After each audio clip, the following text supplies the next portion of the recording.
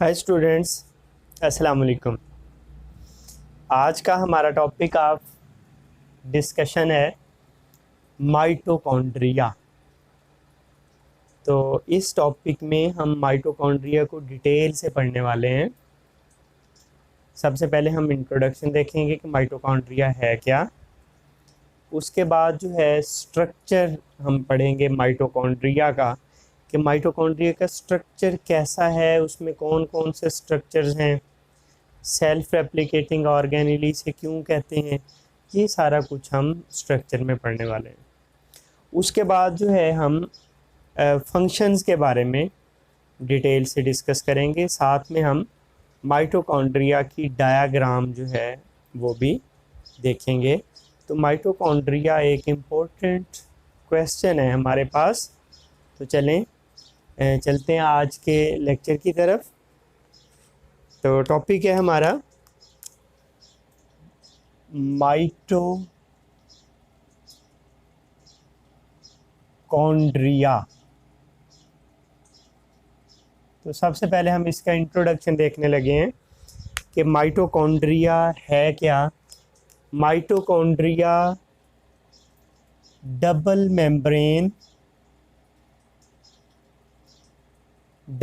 Membrane bound organelle है। Mitochondria is double membrane bound organelle. It is associated in manufacture and supply of energy. Cell में ये energy को manufacture भी कर रही है और ये ऑर्गेनली जो है सेल को एनर्जी फराहम भी कर रही है। तो इस वजह से इस ऑर्गेनली को सेल का क्या कहते हैं, पावर हाउस कहते हैं। It is called power house of cell. तो स्टूडेंट्स, ये इसे हम माइटोकॉन्ड्रिया को हम कह सकते हैं कि ये बायोलॉजिकल एनर्जी कन्वर्टर है।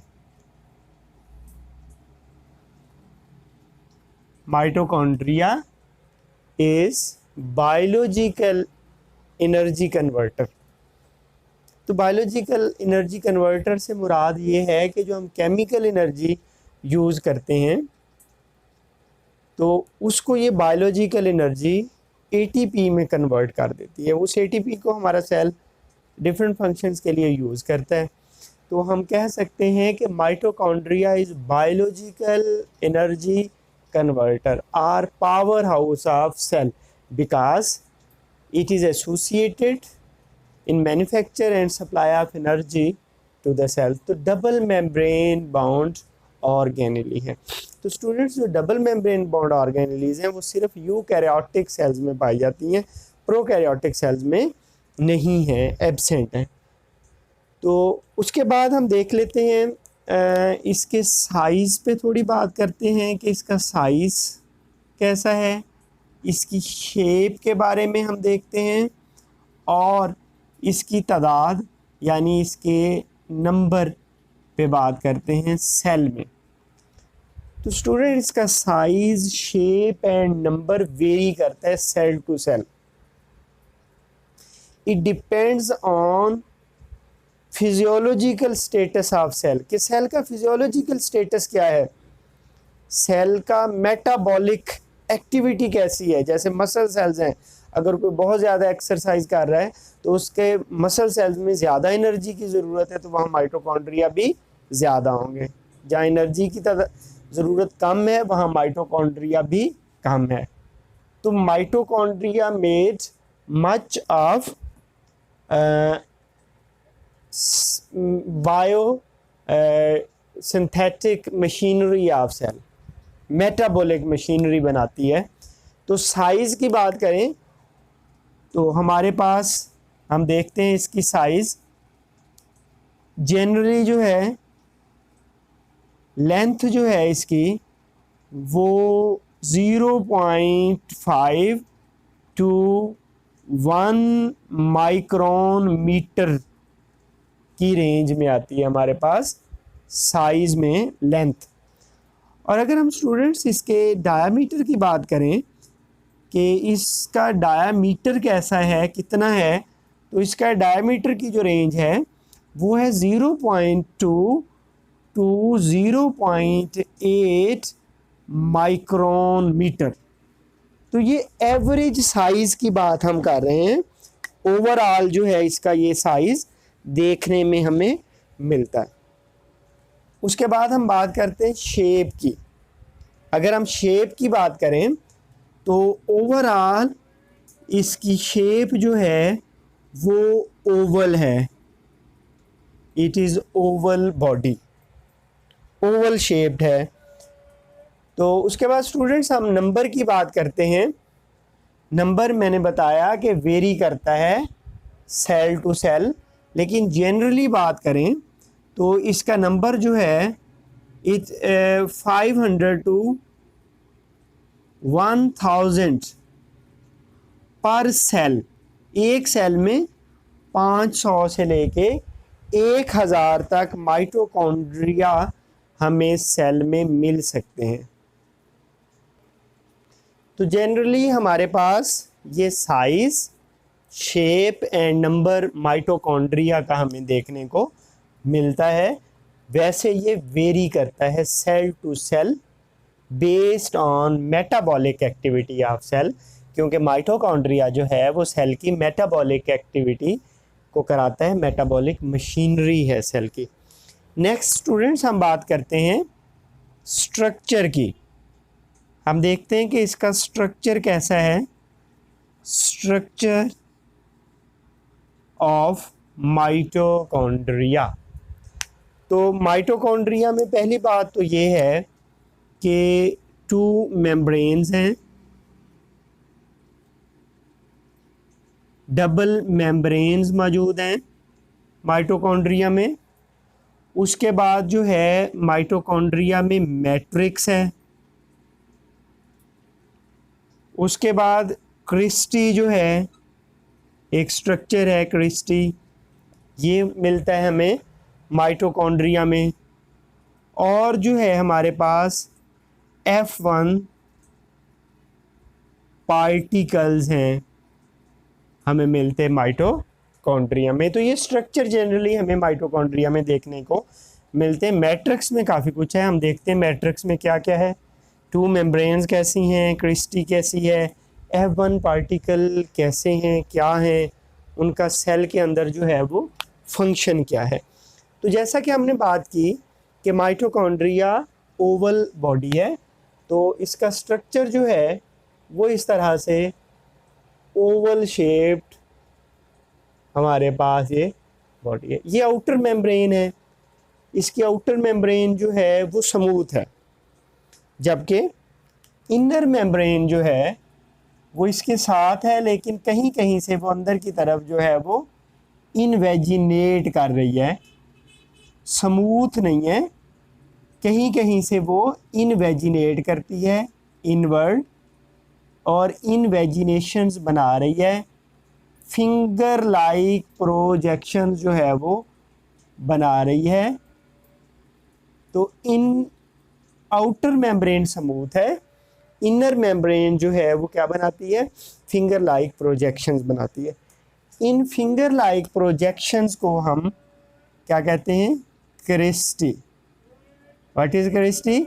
The inner membrane of mitochondria invaginate inwards to form finger like projections called cristae. तो ये हमारे पास क्या है, आउटर मेम्ब्रेन है। आउटर मेम्ब्रेन जो है वो स्मूथ है, और ये जो रेड मेम्ब्रेन मैंने बनाई, ये कौन सी मेम्ब्रेन है, ये हमारे पास है इनर मेम्ब्रेन। उसके बाद स्टूडेंट्स जो क्रिस्टी हैं, इस पे स्मॉल पार्टिकल्स हैं। इन स्मॉल पार्टिकल्स को हम कहते हैं क्या, F1 particles. These are F1 particles. उसके बाद यहाँ एक फ्लूइड ग्राउंड सब्सटेंस इनक्लोज्ड है इन दो मेम्ब्रेन्स के दरमियान। यहाँ इसे हम क्या कहते हैं? इसे हम माइटोकॉन्ड्रियल मैट्रिक्स कहते हैं। It is mitochondrial matrix. तो माइटोकॉन्ड्रियल मैट्रिक्स में बहुत कुछ है, इसमें बहुत सारे एंजाइम्स हैं मैट्रिक्स में। इसमें ख़ास बात यह है कि इसमें स्मॉल मॉलिक्यूल मौजूद है सर्कुलर डीएनए का। तो हमें माइटोकॉन्ड्रियल मैट्रिक्स में साइड सर्कुलर डीएनए मिल रहा है, और इसके अंदर जो है वो राइबोसोम्स भी मौजूद हैं। कौन से राइबोसोम्स? स्मॉल साइज, यानी 70S राइबोसोम भी हैं। तो ये जाहिर करता है कि जिसमें डीएनए और राइबोसोम हैं तो वो प्रोटीन सिंथेसिस खुद कर सकता है, उसे जो एंजाइम चाहिए वो खुद बना सकता है, उसे जो हार्मोन चाहिए उसकी सिंथेसिस वो खुद कर सकता है। तो इस ऑर्गेनेली को हम इस बेस पे सेल्फ रेप्लिकेटिंग ऑर्गेनेली का नाम देते हैं, क्योंकि ये अपनी रेप्लिकेशन और अपने एंजाइम, हार्मोन, प्रोटीन्स खुद बना सकता है। तो mitochondria is self replicating organelle due to presence of ribosomes and circular DNA. तो ये काफ़ी इम्पोर्टेंट है सेल के लिए, क्योंकि इसने सेल को एनर्जी फराहम करनी है। तो ये न्यूक्लियस से हदायत नहीं ले रहा, इसका अपना डीएनए है, अपनी राइबोसोम है, इसकी अपनी मशीनरी है, बायोसिंथेटिक मशीनरी। ये खुद से प्रोटीन जो है वो उसकी सिंथेसिस कर सकता है। तो ये जो F1 पार्टिकल्स हैं, ये इनका स्ट्रक्चर अगर हम देखें तो इसमें इस तरह का इसका स्ट्रक्चर है। एक हमें फिलामेंट मिलता है और एक उसके ऊपर ऐसे हेड है। इसका स्ट्रक्चर जो है it is just like lollipop, और ये असल में ये ATPase है। ये एक एंजाइम है, इसका नाम है ATPase। कपलिंग रिएक्शन करता है और ATP की सिंथेसिस में ये अपना रोल जो है वो प्ले करता है। तो ये हो गया हमारे पास स्ट्रक्चर ऑफ माइटोकॉन्ड्रिया। अब हम फिजियोलॉजिकल रोल यानी फंक्शंस जो हैं वो पढ़ने जा रहे हैं। किसके?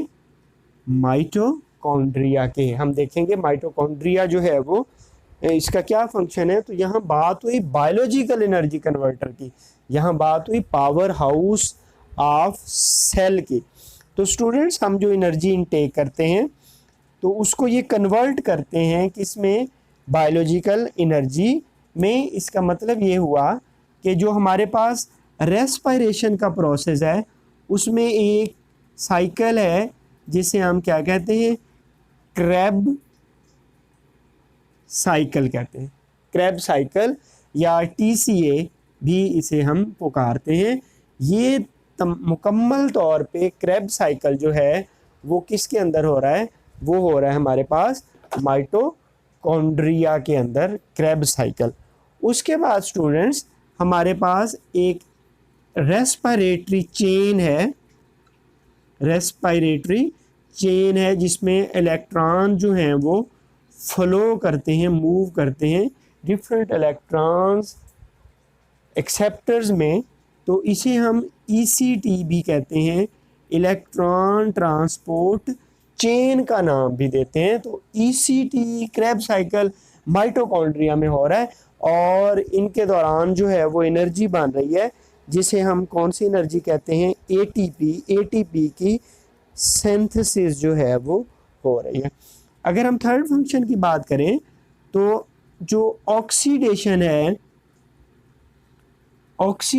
किसकी? फैट्स की, फैटी एसिड्स की, वो भी माइटोकॉन्ड्रिया में हो रही है जिसे हम बीटा ऑक्सीडेशन का नाम देते हैं। तो ये स्टूडेंट्स हमारे पास फंक्शंस हैं माइटोकॉन्ड्रिया के। ये एनर्जी बना रहा है सेल की। तो हमने माइटोकॉन्ड्रिया का इंट्रोडक्शन, उसका साइज, शेप, नंबर, स्ट्रक्चर, उसकी डायग्राम और फंक्शन जो हैं वो डिस्कस किए। तो ये आज का हमारा लेक्चर था। Thank you very much.